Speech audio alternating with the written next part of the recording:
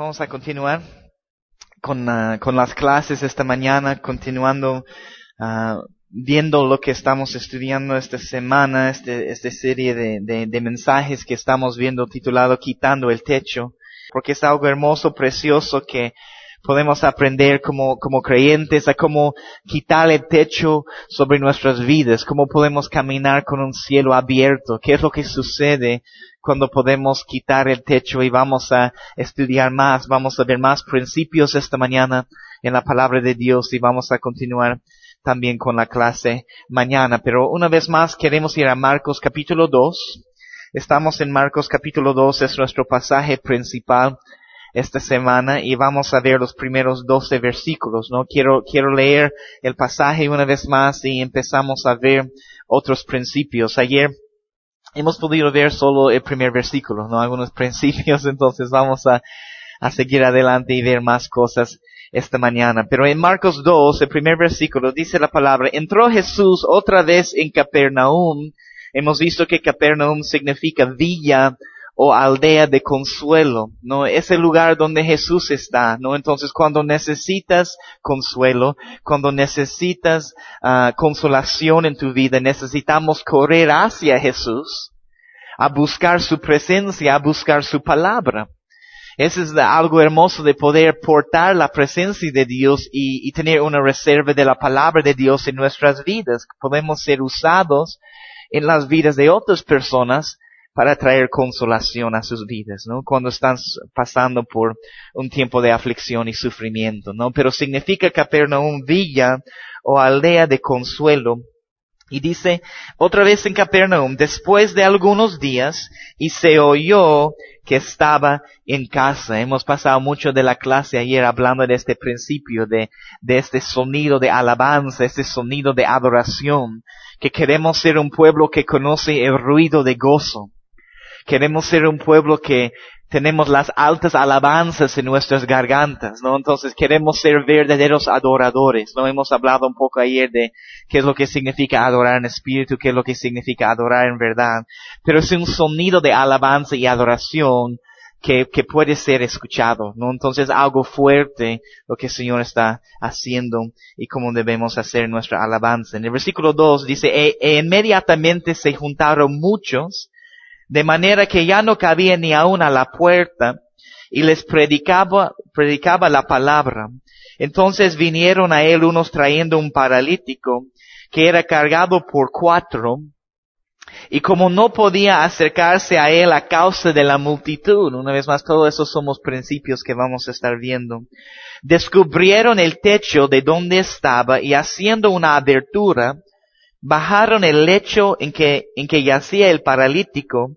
Al ver Jesús la fe de ellos, dijo al paralítico: hijo, tus pecados te son perdonados. Y vamos a estudiar eso también, a ver cuál es el impacto también de nuestra fe en la vida de la otra persona.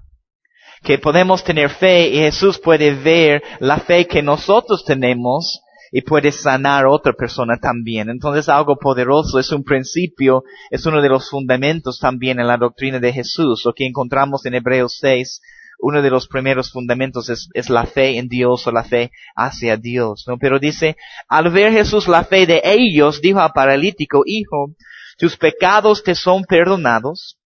Y versículo 6, estaban allí sentados algunos de los escribas, los cuales cavilaban en sus corazones. ¿Por qué habla así? Blasfemias dice. ¿Quién puede perdonar pecados sino solo Dios? Y conociendo luego Jesús en su espíritu, que cavilaban de esta manera dentro de sí mismos, les dijo: ¿por qué caviláis así en vuestros corazones? ¿Qué es más fácil, decir al paralítico: tus pecados te son perdonados? ¿O decirle: levántate, toma tu lecho y anda? Pues para que sepáis que el Hijo del Hombre tiene potestad, una vez más es la palabra en el griego exousia, está hablando de autoridad, exousia, esa es la palabra griega y que significa autoridad. Es la palabra exousia, que significa autoridad, para que puedas saber que el Hijo del Hombre tiene autoridad, no solamente poder. Y vamos a estudiar en un momento esta diferencia entre poder y autoridad, porque hay dos palabras griegas. Hay otra palabra que es la palabra dunamis. No solo si quieres tomar nota de esta diferencia. Dunamis es un poder milagroso. Es un poder milagroso, ¿no? Entonces, vamos a estudiar la diferencia entre poder y autoridad, ¿no? Entonces, lo que podemos tener en nuestras vidas como creyentes, podemos crecer en autoridad, ¿no? Eso es lo que queremos. Y hay autoridad en el nombre de Jesús. Hay autoridad solo en nuestro caminar. Hay autoridad cuando tenemos un fundamento más amplio en la palabra de Dios, crecemos en más autoridad. Cuando pasamos más tiempo con el Señor Jesús, en nuestra relación personal con Él, crecemos en autoridad, ¿no? Entonces, para que puedas saber que el Hijo del Hombre tiene potestad o autoridad, dice, en la tierra para perdonar pecados, dijo al paralítico, a ti te digo, levántate, toma tu lecho y vete a tu casa. Entonces, él se levantó enseguida, y tomando su lecho salió delante de todos, de manera que todos se asombraron y glorificaron a Dios diciendo, nunca hemos visto tal cosa, ¿no? Pero quiero regresar al versículo 2 para empezar a ver algunos principios esta mañana. Dice, e inmediatamente se juntaron muchos, subrayo eso, se juntaron muchos. Hemos visto ayer que estamos hablando de un pasaje profético. Está hablando de lo que va a suceder en los últimos días, en los últimos tiempos. Entonces está hablando de un tiempo de la cosecha, un tiempo de reunir o juntar todas las personas, ¿no? De eso está hablando en ese tiempo que se juntaron muchos. En aquel tiempo va a haber una multitud que quiere recibir esas palabras de consuelo del Señor Jesús en este villa o aldea de Consuelo, Capernaum. Entonces, queremos ser también personas preparadas en la palabra de Dios cuando viene la gran cosecha, cuando empiezan a venir más personas al Señor Jesús, que podemos estar preparados, que hay un pueblo preparado para discipularlos. Por eso queremos crecer en la palabra de Dios, porque no solamente se trata de hacer conversos. Eso es algo hermoso y precioso y necesitamos hacerlo. Pero la gran comisión que Jesús dio a sus discípulos es ir y hacer discípulos. No solamente ir y hacer conversos. Un discípulo es otra cosa. Un discípulo es alguien disciplinado, es alguien que conoce la palabra de Dios, un estudiante de la palabra de Dios. Entonces queremos hacer discípulos, no solamente conversos, pero necesitamos ser preparados porque un día vamos a llegar a este punto de la gran cosecha y las personas van a tener tanta hambre y sed que van a estar buscando la palabra de Dios. ¿Quién tiene la palabra del Señor, no? Y vamos a estar preparados para poder dar la sustancia que tenemos. Por eso queremos prepararnos ahora pensando en todo lo que el Señor quiere hacer en el futuro, ¿no? Entonces se juntaron muchos, hay una multitud. Y dice, de manera que ya no cabían ni aún a la puerta. Subraya eso. Que ya no cabían ni aún a la puerta. Quiero empezar esta mañana y hablarles sobre este principio de la puerta, porque es algo muy hermoso, muy importante para entender qué es la puerta de lo que estamos hablando. En Apocalipsis 4:1, si me puedes acompañar, Apocalipsis 4:1, y puedes mantener un dedo siempre en Marcos 2, porque vamos a estar regresando constantemente a nuestro pasaje principal. Pero en Apocalipsis 4:1 empezamos a ver y tener una revelación de qué es la puerta, de qué hablan las puertas en la palabra de Dios. En Apocalipsis 4, versículo 1. La palabra dice, después de esto miré y he aquí, subraya, una puerta abierta en el cielo. Una puerta abierta en el cielo. Y la primera voz que oí como de trompeta hablando conmigo dijo, sube acá. Yo tengo sube acá también subrayado, ¿no? Porque es un principio también de entender que el Señor siempre nos llama hacia adelante y hacia arriba. Amén. Él está en lugares celestiales. Nuestro propósito es poder llegar a sentarnos en lugares celestiales, tener, como dice la palabra, la mente de Cristo. No quiero mi mente, no quiero mis pensamientos, mis emociones, mi voluntad. Yo quiero sus deseos, yo quiero lo que Él quiere. Yo quiero tener su mente. Y yo quiero estar sentado en lugares celestiales. Aunque estoy aquí en la tierra, en lo natural, quiero estar sentado, espiritualmente hablando, en lugares celestiales, ¿no? Entonces, Él siempre nos llama hacia adelante y hacia arriba. Entonces, tenemos que estar avanzando, no retrocediendo en nuestro caminar.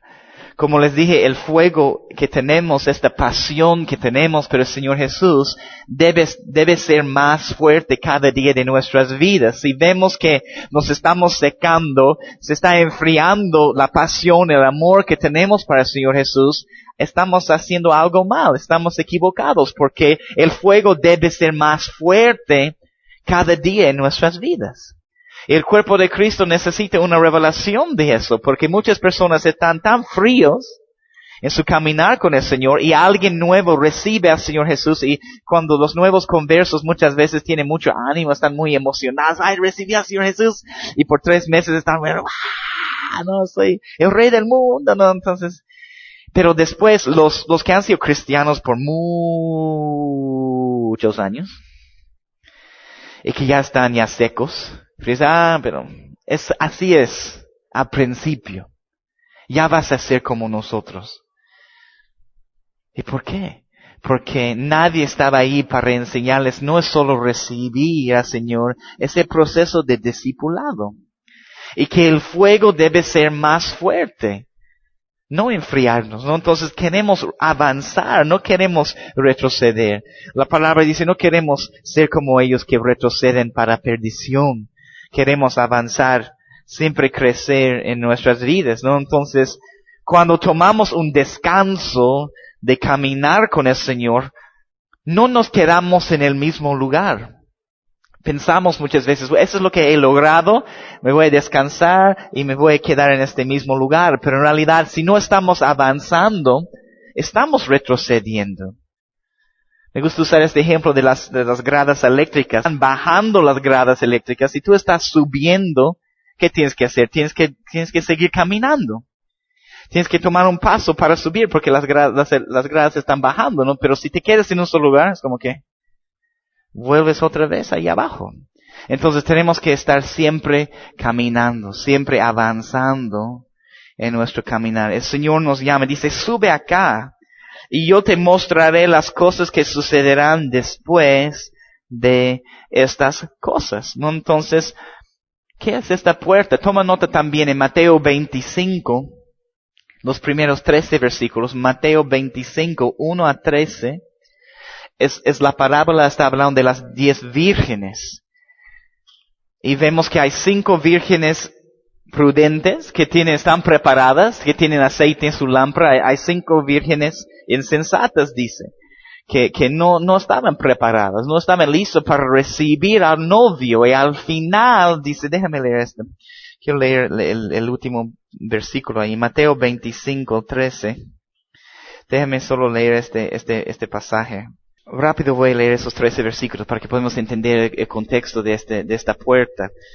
Mateo 25:1. Entonces el reino de los cielos será semejante a 10 vírgenes, ¿no? En un momento vamos a predicar y compartir más sobre todo este pasaje, pero muchos han sido enseñados que entonces las 5 prudentes son creyentes y las otras 5 no son creyentes, pero lo que vemos al principio es que el reino de los cielos es semejante a las 10 vírgenes, ¿no? Entonces todos están dentro del reino de los cielos. Entonces esta puerta que hay al final no es la puerta al cielo, tiene que haber otra puerta, ¿no? Entonces, será semejante a 10 vírgenes que tomando sus lámparas, salieron a recibir al esposo. 5 de ellas tomaron consigo aceite, más 5 de ellas eran prudentes y 5 insensatas. Las insensatas tomando sus lámparas no tomaron consigo aceite, mas las prudentes tomaron aceite en sus vasijas juntamente con sus lámparas. Y tardándose el esposo, cabecearon todos y se durmieron. Y a la medianoche se oyó un clamor, aquí viene el esposo, salid a recibirle. Entonces todas aquellas vírgenes se levantaron y arreglaron sus lámparas. Y las insensatas dijeron a las prudentes, dadnos de vuestro aceite, porque nuestras lámparas se apagan. No estaban preparadas, ¿no? Esas lámparas también representan nuestras vidas. En los últimos días, todos están tratando de arreglar sus lámparas. Yo tengo que ahora arreglar mi vida. Yo no quiero esperar hasta el final para arreglar mi vida. Yo quiero arreglar mi vida ahora. Amén. No, yo no quiero saber, no tengo que saber cuál es la fecha exacta cuando va a regresar el Señor Jesús para decir, ya entonces 2 semanas antes me voy a preparar. No. No quiero saber, quiero preparar ahora y yo quiero vivir como si va a regresar cada día. Para que yo pueda tener y estar preparado, ¿no? Pero no estaban preparadas todas las vírgenes. Y dice, porque nuestras lámparas se apagan. Mas las prudentes respondieron diciendo, para que no nos falte a nosotros y a vosotras, id más bien a los que venden y comprad para vosotras mismas. Cada persona tiene que pagar un precio para preparar su vida. Cada persona tiene que hacer su esfuerzo para estar preparado. No podemos pagar el precio por otra persona. Solo yo puedo preparar mi propia vida. Soy responsable, tengo que rendir cuentas para mi caminar y mi vida con el Señor. Y cada uno de nosotros tenemos que hacer eso, ¿no? Entonces, comprad para vosotras mismas, versículo 10. Pero mientras ellas iban a comprar, vino el esposo y las que estaban preparadas. No se olviden en Apocalipsis 19:7, que es lo que hemos visto. Su esposa se ha preparado. No, yo tengo eso anotado aquí en este pasaje. Es bueno en tu Biblia cuando encuentres así pasajes conectados que puedes anotar. Allí tengo anotado Apocalipsis 19:7. Su esposa se ha preparado, porque las que estaban preparadas, entonces hay un remanente. No todos estaban preparados. No todos estaban preparados. No todos quieren prepararse. Entraron con él a las bodas y ahí está. Y se cerró la puerta. Se cerró la puerta. Después vinieron también las otras vírgenes diciendo, Señor, Señor, ábrenos. Están tocando la puerta. Mas él, respondiendo, dijo, de cierto os digo, que no os conozco. Que no os conozco. Velad pues, porque no sabéis el día ni la hora en que el Hijo del Hombre ha de venir. Qué hermoso. No sabemos el día ni la hora, pero tenemos que velar. Ese es el propósito. No necesariamente saber un día y la hora, pero tenemos que estar velando, tenemos que estar preparándonos con expectativas, esperando para eso, que el Señor regrese. Pero dice, se cerró la puerta. Entonces no está hablando de la puerta al cielo, está hablando de la puerta del noviazgo, esta recámara de intimidad entre el novio y la novia, ¿no? Entonces, esa es la puerta que está siendo cerrada en este caso. Entonces, él dice, no te conozco. Entonces, yo no quiero hacer solo buenas obras en mi vida para llegar a un punto donde decir, el Señor, pero mira todo lo que he hecho. Pero dice, no te conozco. Yo quiero tener la relación personal con Él.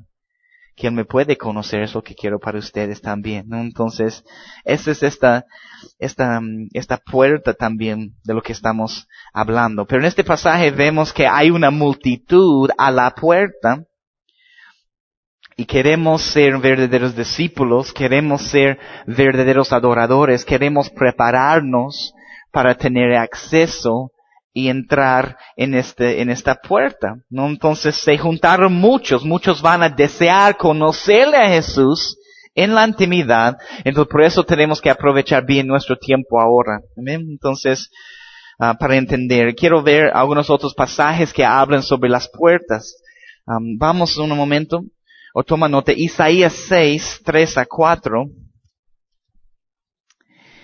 Isaías 6, versículos 3-4, quiero leer este pasaje, hablando de las puertas en la palabra de Dios. Es cuando Isaías está viendo al Señor en toda su gloria. En el versículo 3 dice, y hablan de los serafines, y el uno al otro daban voces diciendo, Santo, Santo, Santo, Jehová de los ejércitos, toda la tierra está llena de su gloria. Versículo 4, y los quinciales de las puertas se estremecieron con la voz del que clamaba, y la casa se llenó de humo. No, entonces, ¿cómo podemos provocar esas cosas, esos truenos, esos relámpagos, esos terremotos con nuestra adoración? ¿Qué es lo que dice en el versículo 3? Santo, Santo, Santo. Después hay un terremoto, ¿no? Entonces, ese es el poder de nuestra alabanza y nuestra adoración. Entonces, va a haber tal ruido de gozo, el sonido de la verdadera alabanza y adoración en la puerta, que las personas lo van a escuchar. Como hemos visto ayer, es un sonido que pueden escuchar de lejos, de lejos. En Hechos 16, 25 a 26, toma nota de este pasaje. Hechos 16, 25 a 26. Eso es cuando Pablo y Silas están en la cárcel. Están en la cárcel y vamos a ver cómo responden en esta situación en su vida, ¿no? Hechos 16, 25. Pero a medianoche, orando Pablo y Silas, cantaban himnos a Dios y los presos los oían. Es Hechos 16, 25. Pero a medianoche, que hay un principio de la palabra de Dios que habla de la medianoche, estamos hablando de la hora más oscura del día, entonces está hablando de cuando estás en el lugar más oscuro de tu vida, o en el valle más profundo, ¿cómo deberíamos responder en esos tiempos? Cuando son tiempos difíciles, en tiempos de aflicción o tribulación, oscuridad en nuestras vidas. ¿Cómo responden Pablo y Silas? Están orando, están cantando. Entonces siguen alabando, siguen adorando al Señor Jesús, ¿no? Entonces, a la medianoche, orando Pablo y Silas, cantaban himnos a Dios y los presos los oían. Los presos los oían. Hemos hablado de eso, pero nos muestra también el impacto de nuestra alabanza y adoración, que, como les estoy diciendo, tiene que ser una alabanza que las personas pueden escuchar, que queremos conocer el ruido de gozo. Los presos, otras personas que están en la cárcel, van a escuchar también tu alabanza y adoración. Es un testimonio para ellos, y como vamos a ver después de este terremoto, dice la palabra que las cadenas de todos se soltaron. Y las puertas de todos se abrieron. Entonces hay poder en nuestra alabanza y adoración, no solamente para romper cadenas en tu vida, pero tú puedes romper cadenas en las vidas de las otras personas. Obvio, la persona tiene que decidir si quiere levantarse y salir de la cárcel, pero hay poder en nuestra alabanza y adoración para traer libertad. Por eso la alabanza derrota al enemigo.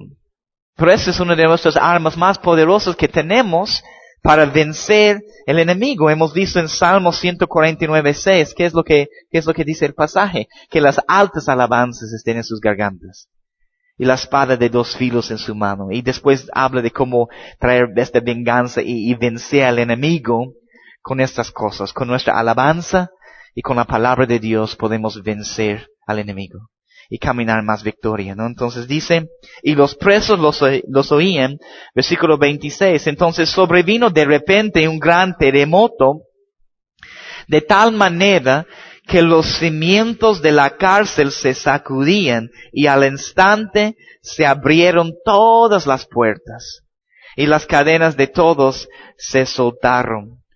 Todos se soltaron. Entonces vemos los cimientos de la cárcel se sacudían en esta situación, ¿no? Entonces, cuando hablamos de una puerta, ¿qué es lo que necesita? Se necesita un portero. Se necesita alguien que puede abrir la puerta, alguien que tiene la llave también para abrir la puerta, alguien que puede abrir y cerrar la puerta.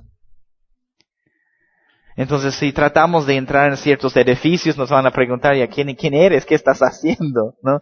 ¿Qué estás tratando de hacer aquí? Dame tu carnet, quiero saber tu información, no tratando de entrar. Hay alguien que está controlando, un portero que está cuidando. Y queremos ser porteros en la casa de Dios. Nosotros queremos ser capaces de abrir puertas para otras personas, puertas de revelación, poder guiar personas a la presencia de Dios, a la palabra de Dios. Déjame abrir esta puerta para ti, para que tú puedas entrar en las profundidades de todas las cosas que el Señor tiene para tu vida. ¿Amén? Samuel, ese es el testimonio de Samuel. Primero de Samuel 3:15, solo toma nota. Primero de Samuel 3:15, la palabra dice, y Samuel estuvo acostado hasta la mañana y abrió las puertas de la casa de Jehová. Abrió las puertas de la casa de Jehová. Es tan importante. No podemos entender lo natural. Si alguien no viene con la llave para abrir, ¿qué vamos a hacer? ¿Tener la clase allá afuera? ¿No? Necesitamos poder abrir la puerta, ¿no? Es algo importante, es una responsabilidad. La puerta de la revelación. Y Samuel abrió las puertas de la casa de Jehová. Salmos 84:10. Salmos 84:10. Toma nota de este pasaje. Dice, porque mejor es un día en tus atrios que 1000 fuera de ellos. Escogería antes estar a la puerta de la casa de mi Dios que habitar en las moradas de maldad. De ser porteros en la casa de Dios, de poder abrir. Entonces vemos una vez más el contexto, Marcos 2. Hay una multitud que está a la puerta. Quiere escuchar, quiere recibir esas palabras del consuelo del Señor Jesús. Vamos a ser capaces de ser esos porteros para las multitudes, para poder abrir la puerta para que ellos puedan entrar y recibir su sanidad y lo que necesiten del Señor Jesús. Entonces, en los últimos días, en los últimos tiempos, va a haber tantas personas a la puerta, porque es lo que dice, se juntaron muchos, de manera que ya no cabía ni aún a la puerta, que vamos a necesitar porteros que pueden abrir las puertas para estas personas, ¿no? Entonces, en Marcos 2, una vez más. Marcos 2, versículo 2. Inmediatamente se juntaron muchos, de manera que ya no cabía ni aún a la puerta, y les predicaba la palabra. Subraya eso, les predicaba la palabra. ¿Cuántas veces encontramos al Señor Jesús enseñando la palabra, predicando la palabra? Sí, sanando a las personas, orando por ellos y reciben su sanidad, pero a través de la enseñanza de la palabra recibimos mucha sanidad, recibimos mucha liberación. Yo he sido libre de muchas cosas en mi vida, sí, cuando alguien ha venido y ha impuesto manos y ha orado por mí, y doy gracias a Dios por esta libertad. Pero también he recibido mucha liberación ahí en mi escritorio, solo estudiando, escudriñando la palabra de Dios, orando, viendo todas esas cosas que tengo en mi vida, recibiendo esta liberación, solo sentándome y estudiando la palabra de Dios. Les predicaba la palabra. En Lucas 5:17, quiero leer, toma nota de este pasaje, Lucas 5, versículo 17, les predicaba la palabra. Lucas 5:17, dice, aconteció un día que él estaba enseñando, donde Jesús, y estaban sentados los fariseos y doctores de la ley, los cuales habían venido de todas las aldeas de Galilea y de Judea y Jerusalén. Pero mira lo que dice, y el poder del Señor estaba con él para sanar, ¿no? Y muchas veces la sanidad, al recibir una sanidad, todo lo que el Señor quiere hacer, muchas veces viene después de ser enseñados. Después de ser enseñados, estamos hablando ayer sobre los leprosos, que han recibido su sanidad, pero dice la palabra, mientras estaban caminando. No es, ya recibo la sanidad de mi lepra, ahora voy a empezar a caminar con el Señor. Hay un principio poderoso allí. Jesús dice, no, tienes que andar, caminar, y en el camino vas a ser sanado. Entonces tenían que tener fe.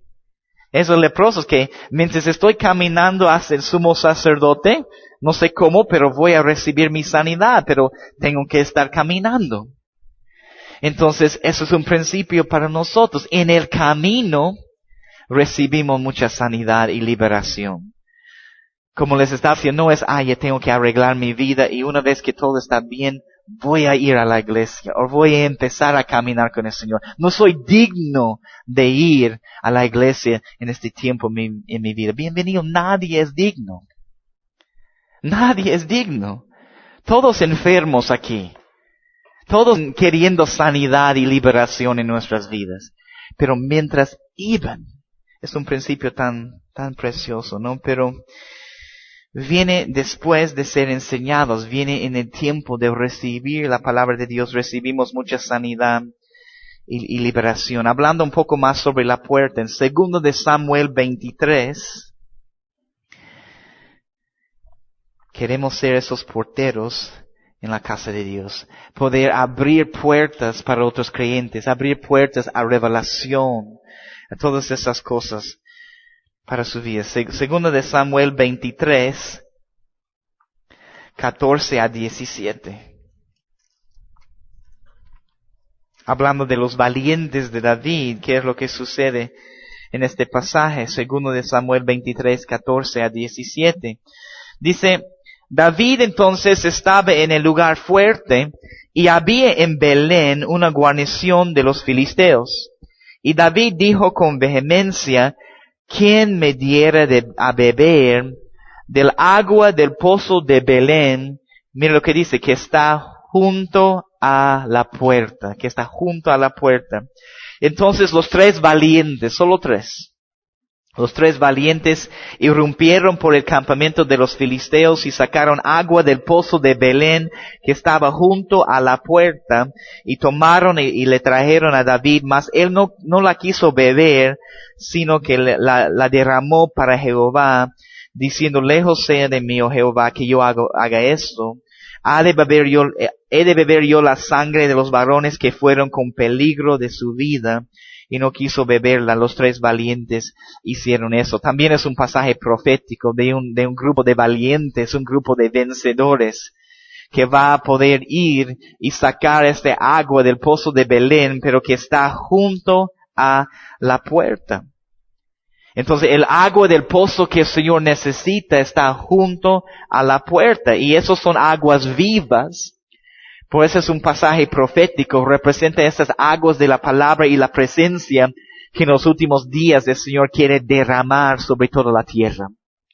Como empezando el último y gran mover de Dios en la tierra, ¿no? Pero primero va a haber valientes que en peligro de su vida van a ir y poder sacar esas aguas para que pueda empezar este mover de Dios en la tierra. Entonces los tres valientes hicieron eso, pero ellos tenían que estar cerca al corazón del rey, tenían que estar tan cerca para escuchar su deseo, su anhelo. ¿Quién me diera de beber de estas aguas? Si estás lejos, no vas a poder escuchar el corazón del rey, no vas a poder escuchar sus deseos. Por eso es tan hermoso el ejemplo que vemos en el apóstol Juan, en el discípulo Juan, que tiene su cabeza recostada sobre el pecho de Jesús, puede escuchar el latido de su corazón, ¿no? Puede escuchar los deseos y los anhelos del corazón del Rey. Eso es lo que queremos. ¿Qué es lo que tú quieres, Señor? No mi voluntad, tu voluntad. ¿Cuál es tu voluntad? Eso quiero hacer. Pero hay un pozo junto a la puerta. Queremos estar en aquel lugar. Amén. También un pasaje más y tomamos un descanso, hablando de la puerta. En Marcos 11, toma nota, en Marcos 11, 1 a 4, Marcos capítulo 11, versículos 1 a 4, vemos un pollino atado. Ese es en la entrada triunfal del Señor Jesús en Jerusalén, pero ¿cómo entra sobre un pollino? Pero ¿qué es lo que vemos? En el versículo 1 de Marcos 11, cuando se acercaban a Jerusalén junto a Betfagé, a Betania, frente al monte de los olivos, Jesús envió 2 de sus discípulos y les dijo, id a la aldea que está enfrente de vosotros, y luego que entréis en ella hallaréis un pollino atado, en el cual ningún hombre ha montado, desatadlo y traedlo. Y si alguien os dijere que, ¿por qué hacéis esto? Decid que el Señor lo necesita y que luego lo devolverá. Fueron y hallaron el pollino atado, pero dice, afuera a la puerta, en el recodo del camino, y lo desataron, ¿no? Entonces hay una compañía que necesita estar preparados para desatar. Hay discípulos que necesitan estar preparados para poder desatar y librar a esas personas que están atadas en la puerta, ¿no? Para que ellos para que ellos puedan ser usados para portar la presencia de Dios en la entrada triunfal, ¿no? Entonces hay un tiempo de preparación para que podamos preparar y desatar a este pollino, ¿no? La palabra dice en Mateo 9, 37 y 38, Mateo 9, 37 y 38 dice, entonces dijo a sus discípulos, a la verdad la mies es mucha, mas los obreros pocos.